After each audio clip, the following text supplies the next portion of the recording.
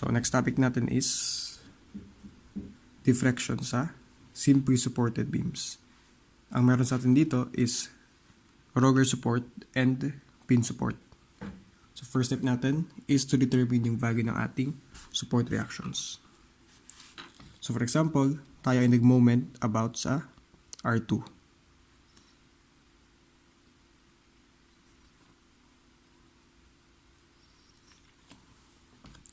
So, ito ay 80 pound per feet.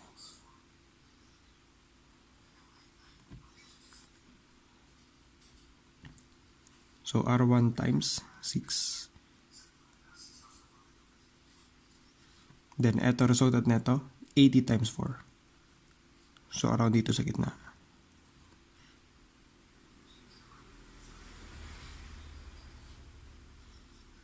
So, ito ay 2 feet. Plus 2 feet. Yan ay 4.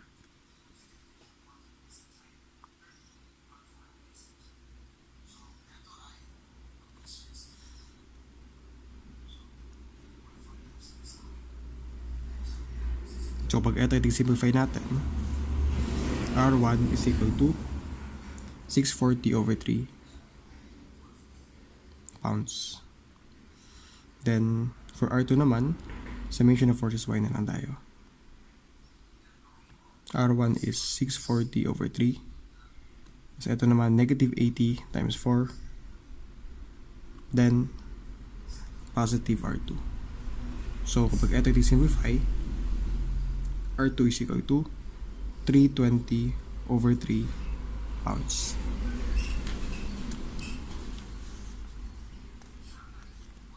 So next, before tayo mag-proceed sa solving, need muna natin i-drawing yung deflection natin.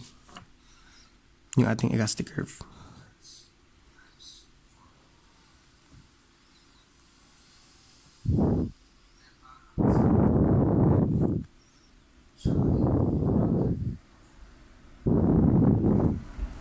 So, ito yung ating elastic curve.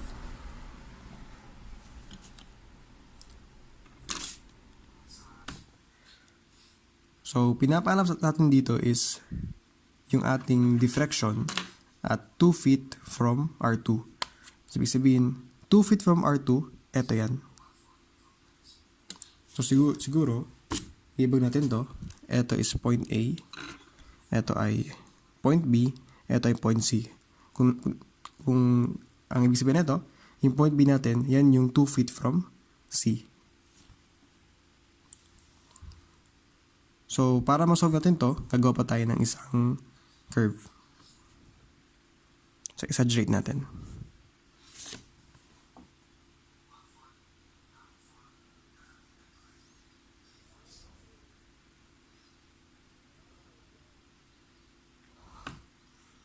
So, kunwari, yan yung ating tangent line. So, pinag-uusapan natin is yung distance from the elastic curve papunta sa ating tangent.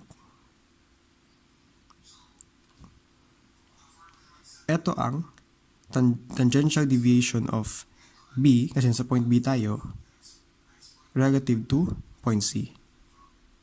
Kasi ito yung ating reference point. Then, ito naman, itong distance naman na ito, which is the distance from the beam papunta sa elastic curve, yan ang ating deflection sa point B. So, ito actually hinaharap natin, deflection sa point B. Then, kung ating titingnan naman ito, etong point na to, diba sabi natin, sa supports natin, yung ating deflections ay 0. So, ibig sabihin dito, at point A, deflection is dA, deflection A is equal to 0.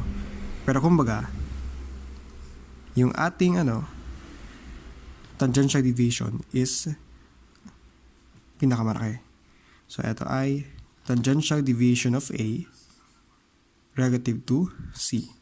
So, ano yung difference between the distance sa elastic curve and yung ating tangent line sa point C. So, kumbaga, parang ito yung tangent line sa point C. Ngayon, ano yung distance from the elastic curve papunta sa tangent line? So, tangential deviation of point A relative to the tangent line sa C. Then, ito naman is tangential deviation of point B with respect sa line na tangent sa point C. So, pinapadetermine sa atin is etong value na to. So, kumbaga, ang idea dito is the application ng similar triangle or ratio and proportion. So, etong kapag in-add natin tong diffraction sa B and etong tangential deviation B relative to C, ang total nito is Y. Okay? So, parang eto yung ating big triangle and eto yung ating small triangle. Para siyang ganito.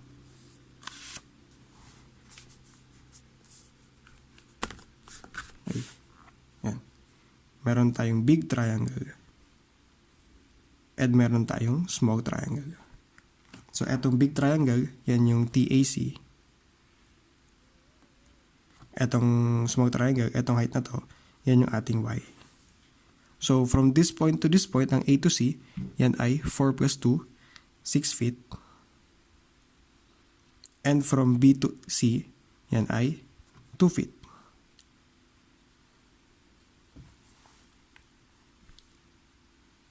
So, expect natin, later on, gagawin natin is Y divided by 2 is equal to TAC divided by 6. Yan yung ating ratio and proportion. Ngayon, once ma-determine natin ang value ng Y, kasi Y will be TAC over 6 times 2. Yan ang magiging value ng Y natin. Ngayon, using etong data natin, once makuha natin to, take note na at the same time, Y is simply the sum of B, deflection at B, and yung ating tangential deviation B relative to C. So, to find ito, gagawin natin Y minus ito.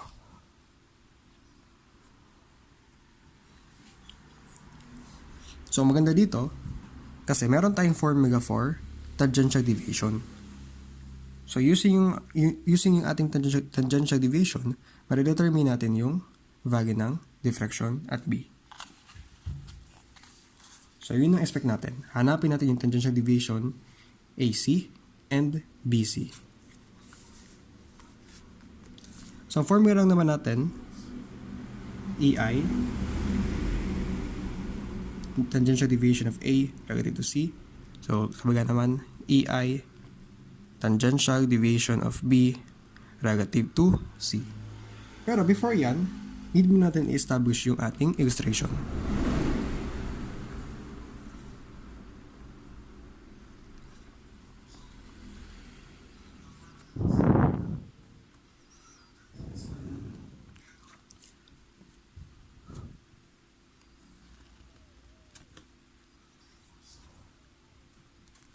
Okay?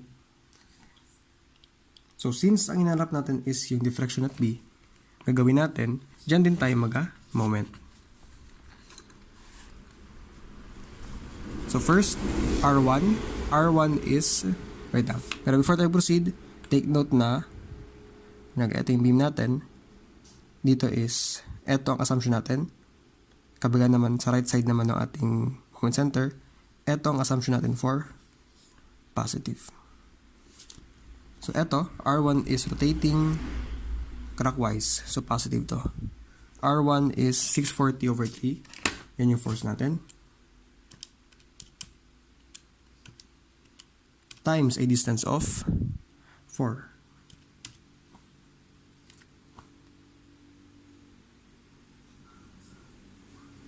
So, eto ay 2560 over 3.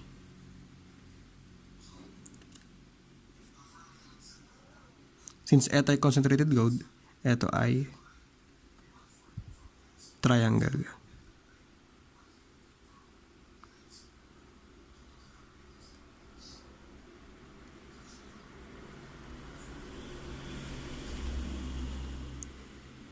Then, para naman sa ating distributed gold, siya ay 80 times 4.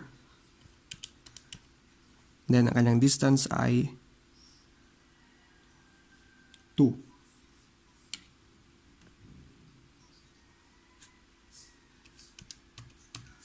Pero since ang kanyang rotation ay counterclockwise, siya ay negative.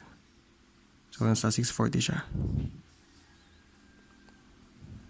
Kasi 80 times 4 times 2 is 640.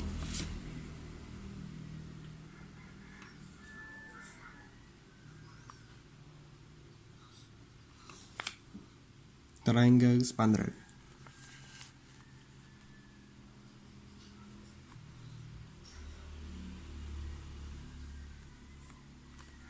Then para naman dito, concentrated gold, so expect natin yan ay triangle. So, kanyang rotation about this point, point B, is counterclockwise, so siya ay positive. R2 is 320 over 3 times 2. 640 over 3.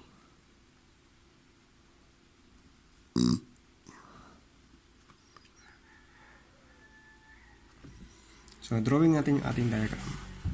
Ngayon, para makompute to, yung ating TAC,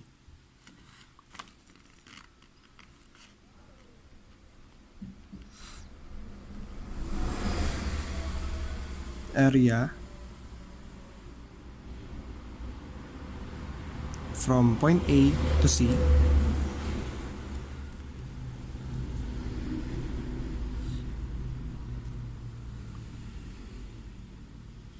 then ang ating reference for centroid is point A kung saan tayo nakaposition. So, same dito.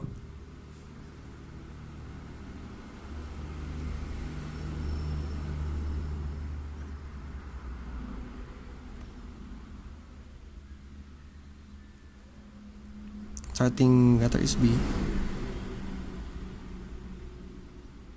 So, yan ay also B. So, dito, from A to C, meron tayong 3 areas.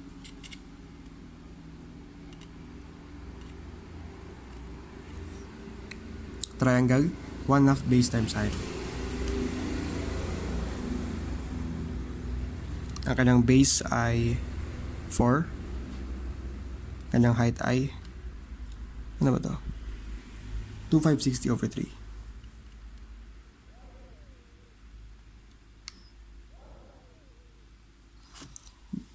Then, ang kanyang centroid is 2/3 of 4.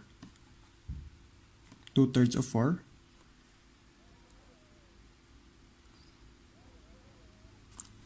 Then, para naman sa ating second na area, negative siya. Kasi nasa baba siya. Spandrel to. So, 1/3 na tayo. Second degree, so 1/3 na to. Kanyang base ay 4. Kanyang height ay 640. Then, ang kanyang distance from point A, ito ay 3/4 ng ating base.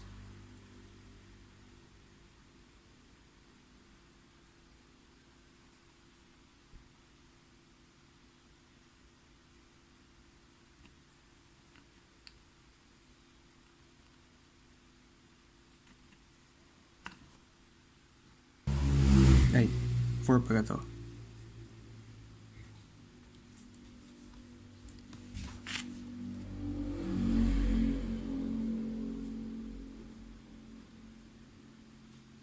Then, ating third na area, so nasa taas siya, so yan ay positive. 1/2 base times height. Base natin ay 2 feet. Yung ating height ay 640 over 3.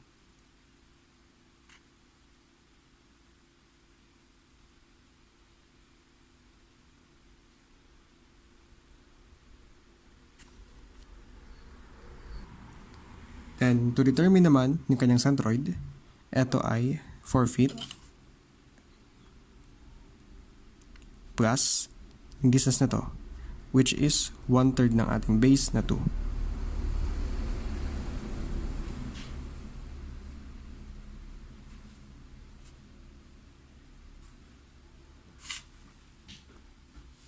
So, pag ito ay simplify, yan ay 8,960 over 3 EI. Then, proceed naman tayo dito.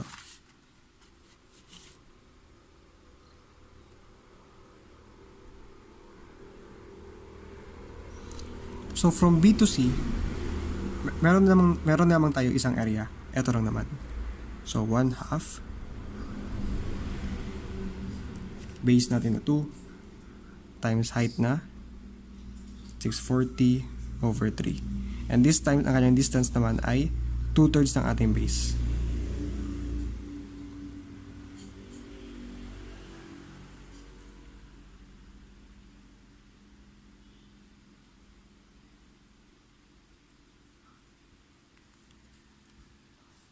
So, I joke lang. 1/3 lang pala. Kasi take note, ito ay XB. Ibig sabihin, in reference sa point B. So, siya ay 1/3 ng ating base. So, pag ito ay simplify natin, yan ay 1,280 over 9 EI.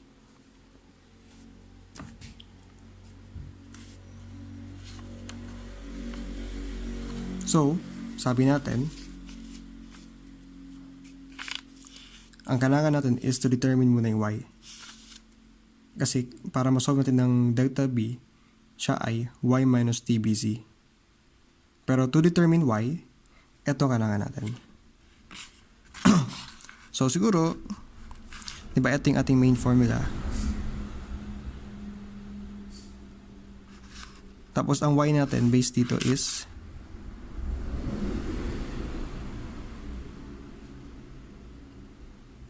then minus natin yung TBC.